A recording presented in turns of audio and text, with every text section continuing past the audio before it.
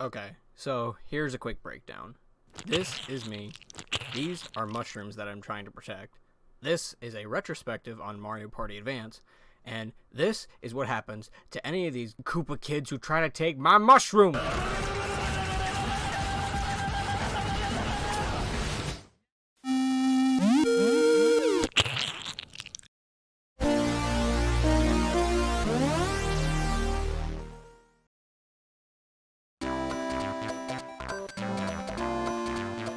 For decades, Nintendo has been delivering memorable, multiplayer experiences to its consumers, from the frantic battles of Smash Bros. To the speedy races of Mario Kart, and perhaps the most iconic franchise when it comes to local multiplayer games, Mario Party. For over 20 years and 15 installments, Mario Party has cemented itself as a staple of local gatherings. It's an accessible game that casuals, hardcore gamers, and even non-gamers can all understand, and have an almost equal fighting chance to win. However, while the quality of these titles has fluctuated over the years, there is one title in the series that carries such a bad reputation that many either refuse to acknowledge it or rank it as the worst entry in the franchise. You've seen the intro, you've seen the title, you've seen the thumbnail. You already know I'm referring to Mario Party Advance. Developed by Hudson Soft and released by Nintendo in 2005, Mario Party Advance is the lowest ranking entry in the franchise on Metacritic. But why all the hate? I may have some biases, as I did play this game a lot as a kid, and I do have some deep nostalgia for it. However, given the current climate and the increased amount of solo playtime that I've been having a lot recently, I decided to take a look back at this entry in the Mario Party franchise and see if this game is really as terrible as people say it is, or if it's the gem that I remember.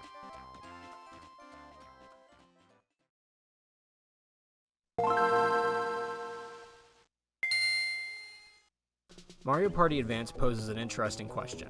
How do you create a single-player game for a franchise that is known for local multiplayer? Mario Party Advance does this largely through its main story mode, Shroom City.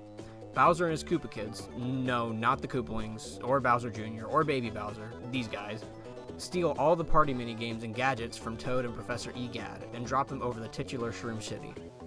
It's up to you to traverse around the large map and complete quests for the residents of Shroom City to unlock and earn back all the gadgets and minigames that Bowser has stolen. You play as one of the four characters, Mario, Luigi, Peach, or Yoshi, who all start on different positions on the board. To move around, players use one of their mushrooms to roll the dice. After 3 turns, your host and guide, Tumble from the N64 Mario Party games, gives you the opportunity to play a minigame to earn more mushrooms and more dice rolls. If you fail and run out of mushrooms, it's game over, and you have to return back to your starting position, and you lose all progress from your current quest. In theory, this sounds like a great way to transition the multiplayer game format of Mario Party into a single-player experience. The flow of gameplay works great, and just like in regular Mario Party, mastering the minigames helps you succeed in the game. However, the single-player quest mode begins to slightly fall apart when examining the actual quests themselves.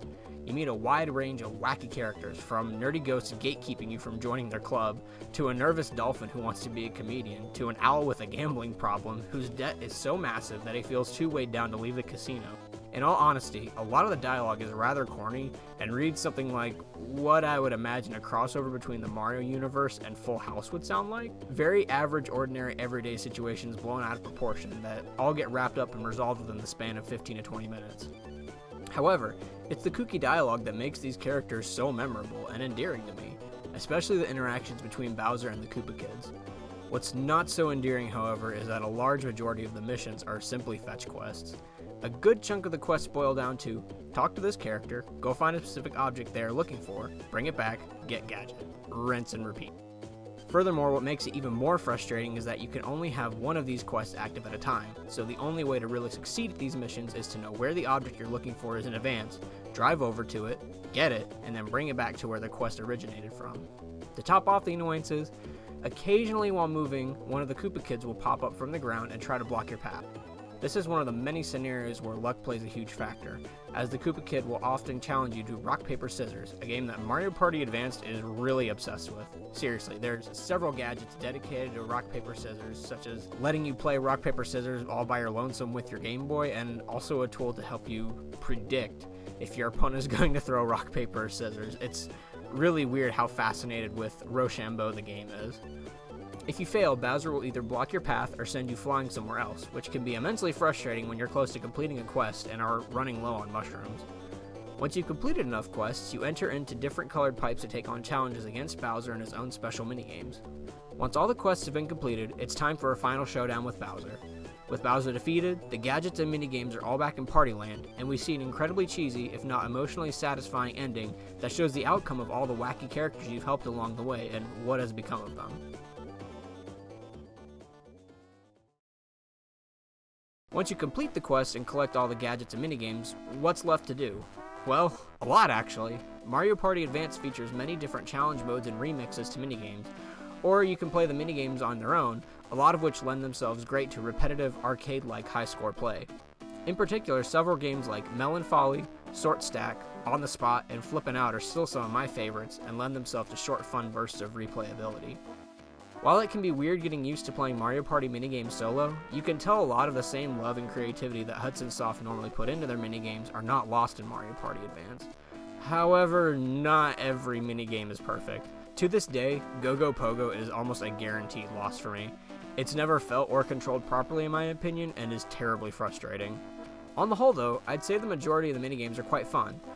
On the other hand, you have the gadgets, which I just now realize are spelled with an extra D like Professor E. Gadd, and I swear I have no idea how I've made it this long without ever noticing the misspelling. The gadgets, exist? I honestly don't really know what to say about these. They're like games, but not really. They're like digital knickknacks, similar to the toys you find in the WarioWare games. Some are short, meaningless little games, and most of them are basically useless gimmicks, like a screen cleaner for your Game Boy, or a fan, or a lighter. Stuff like that, for some reason. Like I said, very mixed bag. I used to love messing around with these as a kid, sometimes for embarrassingly long lengths of time, but now most of them don't even hold my attention for more than 10 seconds. While like 95% of Mario Party Advance is designed for single-player play, there are some options for multiplayer. You can either play hot seat high-score games with a single Game Boy for the standard minigames, or you can play simultaneously with the dual minigames. These sound about as fun as they actually are, short and sweet. The problem is, Mario Party Advance isn't designed with multiplayer in mind, and thus can feel a little shallow, which is definitely odd for a Mario Party title. Lastly, there is a strange addition called Bonus Board. Apparently in the original packaging and manual for Mario Party Advance, there was a paper cutout board that allowed you to play a physical game of Mario Party, where players attempt to collect a star while moving around the board and playing minigames. Use the Game Boy Advance to roll the dice, look for stars, and play minigames. But Wallabob, you ask? I thought you said that the minigames are played with one player. And I say, yes, you're right. That's why they make you use the multiplayer gadgets. Yeah. While I've never had the chance to try out the bonus board in person, a physical version is like a complete inbox version of Trauma Center, not readily available at my local game store. Just from the prospect of using the gadgets as minigames, it doesn't seem like it would be very fun, but who knows? Maybe one day I'll print off a copy of the board online and subject my friends to the torture of playing bonus board. So all in all, why did Mario Party Advance bomb so hard with the critics? It's kind of tough to say, but I think right from the get-go, this game had a lot of odds stacked against it. In North America, Mario Party Advance released only a few short months after Nintendo's latest handheld, the not-so-third pillar known as the Nintendo DS. While Mario Party Advance was releasing, the world was already busy with Super Mario 64, WarioWare Touched, and Yoshi Touch and Go. Probably. Not so sure about the last one. The back of Mario Party Advance's box art even listed as being compatible with the Nintendo DS, which, while true, I think may have been listed also to help drum up more interest in the game and Nintendo's fledgling system at the time. Even when I got my hands on a used copy of Mario Party Advance a few years after release, I was playing it on my Nintendo DS at the time. Simply put, I believe Mario Party Advance may have just come out too late for there to be any real interest. Secondly, the premise alone is enough to scare lots of people off. Mario Party was fundamentally designed to be played with multiple people, so why would anyone want to play it alone? And the other important question, does the game still hold up today? As a solo experience, I would say that the game still does hold up.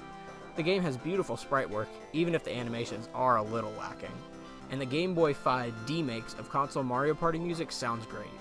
While a lot of the quests in the story mode can be tedious fetch quests, I still find the characters to be very endearing and the quests to be worth a playthrough.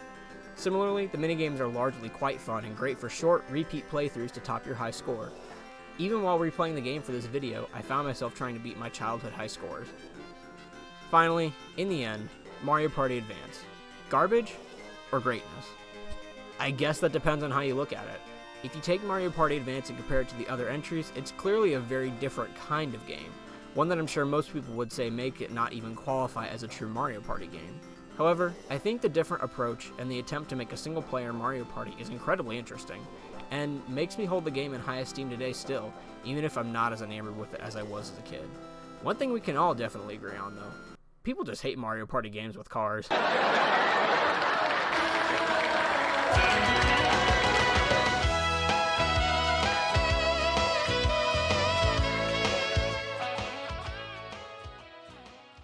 Thanks a lot for taking the time to watch my video. What's your opinion on Mario Party Advance? Is it a game you think you'll try in the future? Let me know in the comments below. Stay safe, and I'll see you next time.